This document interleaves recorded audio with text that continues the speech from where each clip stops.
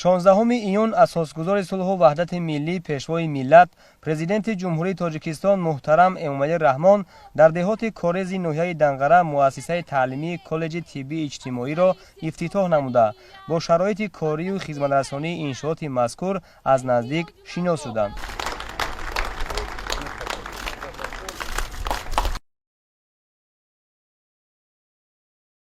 مؤسسه تعلیمی کالج طبی اجتماعی نوحه دنقره در پرتو دستور سپارش‌های به واسطه سرور دولت محترم امامعلی رحمان در دایره تنتنه‌ها به استقبال جشن 30 سالگی استقلال دولتی از جانب صاحبکار وطنی فروخ دولتعلی بنیاد گردیده دارای شرایط مساعد تعلیمی میباشد. مساحت عمومی زمین مؤسسه 0.10 گکتار را تشکیل داده بنا از 7 آشیانه، تهخانه، 26 صنفخانه بر هوای تعلیمی، اتاقهای کاری، کتابخانه، صنفخانه کامپیوتری و دیگر انشاءات یاریرسان عبارت میباشد. همه صنفخانه و حجره های کاری با دستگاه و تجهیزات ضروری و میز و کرسی های نو و زمانوی تأمین میباشند. پیشوای ملت محترم امامعلی رحمان ضمن شناسایی از شرایط معاصر مؤسسه نوی تعلیمی و صحبت صمیمی با آموزگاران و دانشجویان تاکید نمودند که در شرایط پیشرفت علم و تکنیک بهتر نمودن شرایط خوب تعلیمی، آماده نمودن متخصصان کسبی در ساحه تندرستی مملکت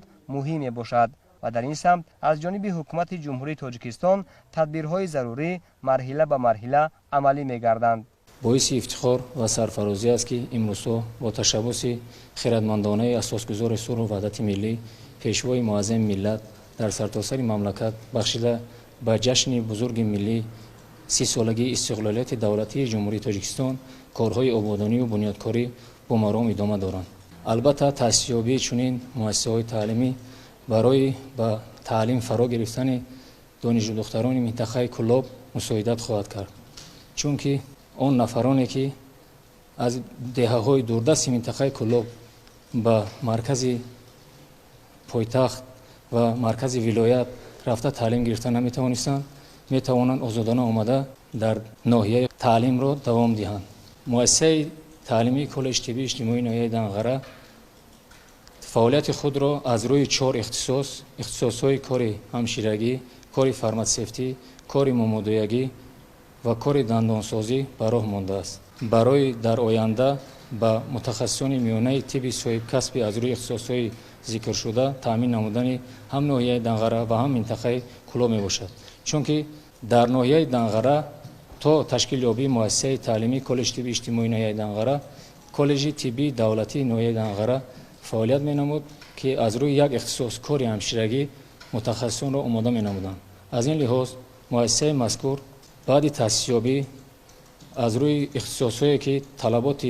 زمان و جوابگویی به بازار مهنت میباشند از جمله کار مامودویگی، کار فارماسیفتی و کار دندانسازی